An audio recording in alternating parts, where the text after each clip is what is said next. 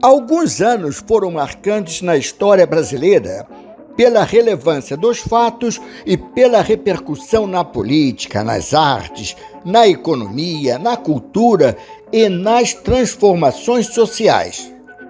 Um deles foi 1922, um dos mais importantes do século XX, ano em que o imposto de renda foi instituído no Brasil.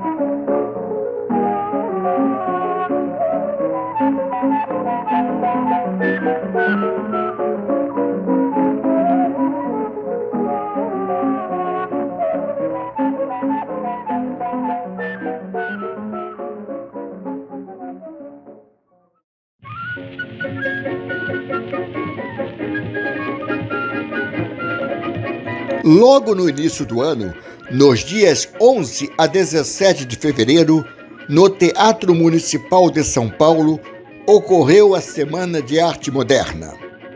O teatro foi ocupado por jovens artistas e intelectuais para uma série de recitais, concertos e exposições radicalmente contrários aos códigos visuais, literários e musicais vigentes.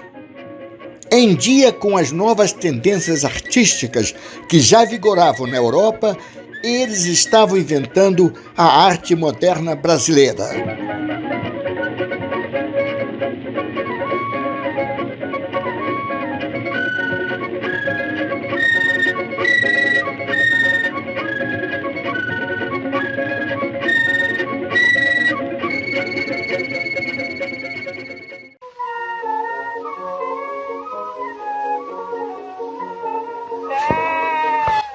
Uma semana depois, era Carnaval. O grande sucesso foi a música Ai, Seu Mé, sátira em cima de Arthur Bernardes, que mesmo assim foi eleito presidente da República, no pleito que se realizou no dia 1º de março, uma quarta-feira de cinzas.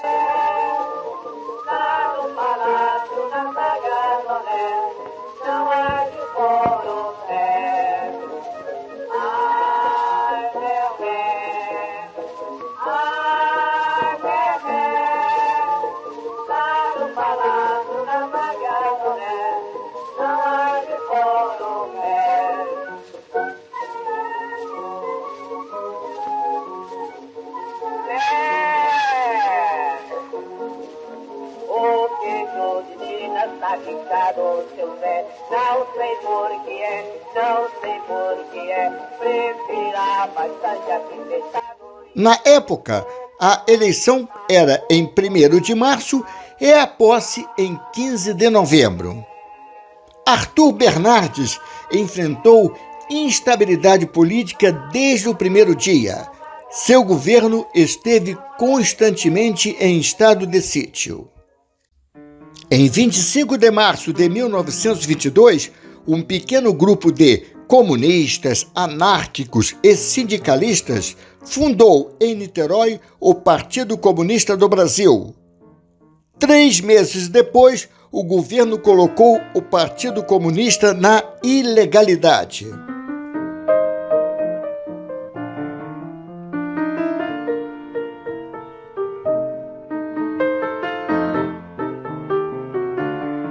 Em 5 de julho de 1922, foi a vez de os militares se rebelarem. O forte de Copacabana se sublevou.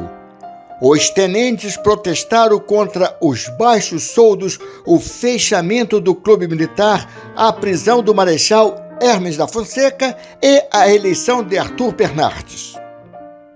Um pequeno grupo saiu pela Avenida Atlântica de encontro às poderosas forças do governo. Apenas 2 sobreviveram à fuzilaria: Eduardo Gomes e Siqueira Campos.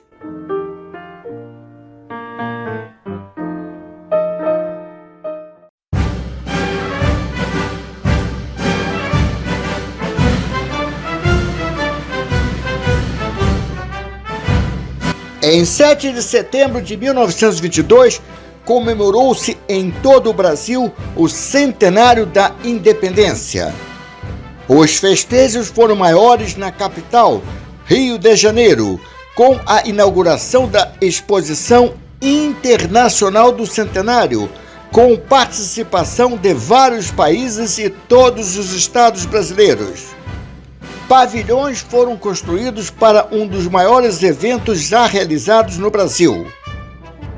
No dia da inauguração, foi realizada a primeira transmissão radiofônica do Brasil. Os alto-falantes distribuídos pela exposição reproduziram o Guarani, de Carlos Gomes, diretamente do Teatro Municipal.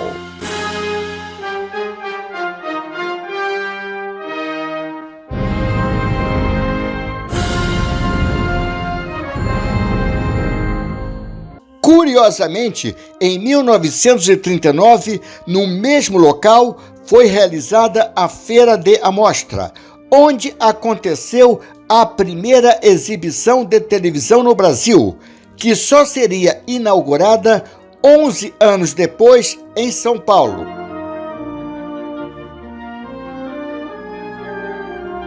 A exposição do centenário atraiu milhares de visitantes, inclusive do exterior.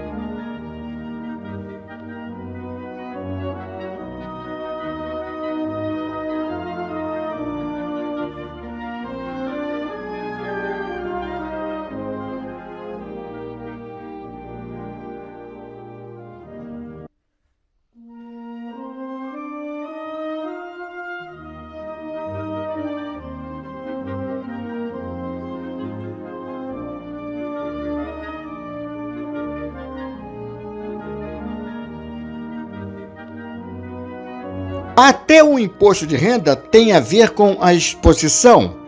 Reparem o prédio à esquerda, a casa principal do Parque de Diversões.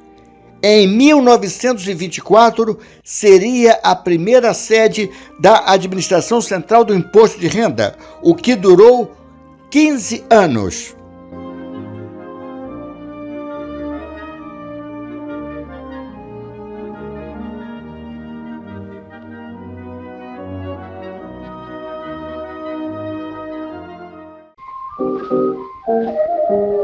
Vamos aos destaques de 1922. Na música, o maior sucesso do ano foi Luar de Paquetá, com Baiano, um cantor famoso da época com gravações antológicas como Pelo Telefone, considerado o primeiro samba. Luar de Paquetá seria gravado pelos maiores cantores brasileiros da primeira metade do século XX, como Francisco Alves, Silvio Caldas e Orlando Silva. Na literatura mundial, era publicado o clássico Ulisses, de James Joyce, e no Brasil, Mário de Andrade lançava Pauliceia Desvairada. No cinema, os filmes eram mudos. O sucesso era Rodolfo Valentino, com Sangue e Areia. Humildes séculos de pescadores, se a lua brilha e bem lutar, amar na ilha de Paquetá.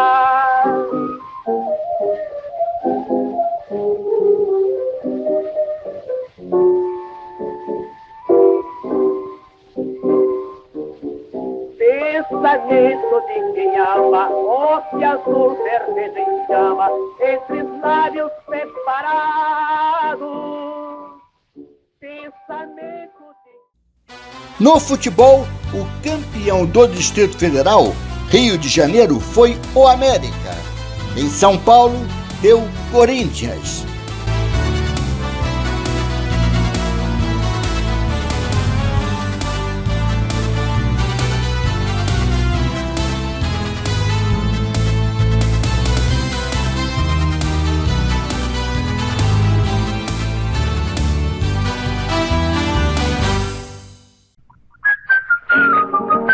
No último dia de 1922, teríamos a mais importante notícia tributária do ano e da década.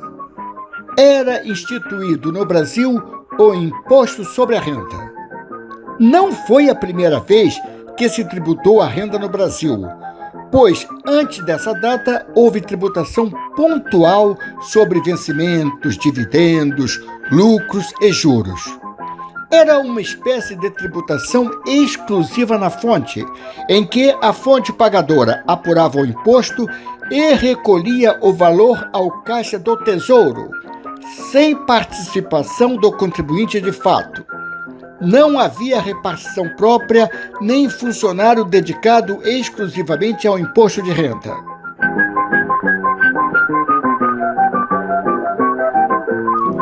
Desde a segunda metade do século XIX, volta e meia, a instituição do imposto de renda no Brasil era lembrada e debatida. Alguns ministros da Fazenda tentaram implementar um imposto de renda, sem lograr êxito. A resistência era muito grande. No início da década de 1920, o imposto sobre a renda participava cada vez mais da receita tributária dos países em que foi instituído. O Brasil conscientizava-se de que seria um importante meio de angariar recursos e de possuir um sistema tributário mais justo. Pouco a pouco, as resistências históricas no Congresso e na sociedade eram quebradas.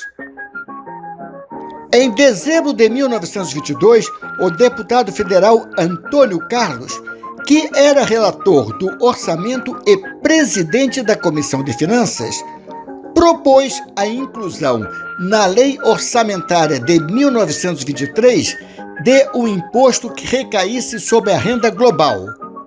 A proposta foi debatida e aceita. Nascia o Imposto Geral sobre a Renda no Brasil, com apenas um artigo e 8 incisos da Lei número 4.625, de 31 de dezembro de 1922. A lei foi publicada num Diário Oficial da União de domingo. Na época, o Diário Oficial circulava também nos sábados e domingos. Antônio Carlos teve importância na instituição do imposto de renda, sobretudo pela função que desempenhava no Congresso. Era presidente da Comissão de Finanças e relator do orçamento. Entre 1926 e 1930, seria presidente de Minas Gerais, nome dado na época para o governador de estado. Daria nome à avenida onde se localiza o edifício sede do Ministério da Fazenda no Rio de Janeiro, embora a escolha não tenha sido homenagem direta ao papel que exerceu na criação desse tributo. A instituição do imposto de renda não foi noticiada por nenhum grande jornal brasileiro, como O País, Correio da Manhã, Jornal do Brasil, O Estado de São Paulo, Correio Paulistano e Folha de São Paulo, na época Folha da Noite. Anos depois, esses jornais e todos os meios de comunicação teriam no imposto de renda o tributo com mais espaço nas suas matérias.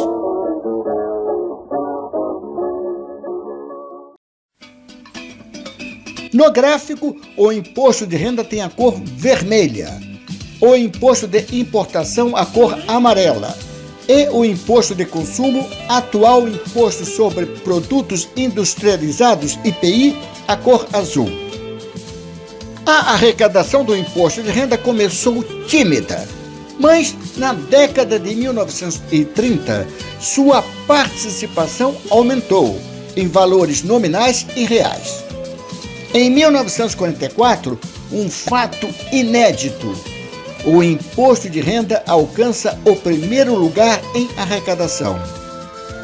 De 1944 a 1978, o imposto de renda e o imposto de consumo, atual IPI, alternaram o primeiro lugar. Desde 1979, o imposto de renda é soberano na liderança. Seu potencial, porém, não se limita à arrecadação. Vai além. Pode ser usado como instrumento de justiça fiscal, de redistribuição de renda e de diminuição da desigualdade social. Essa é apenas uma das muitas histórias que vamos contar nos 100 anos do imposto de renda no Brasil.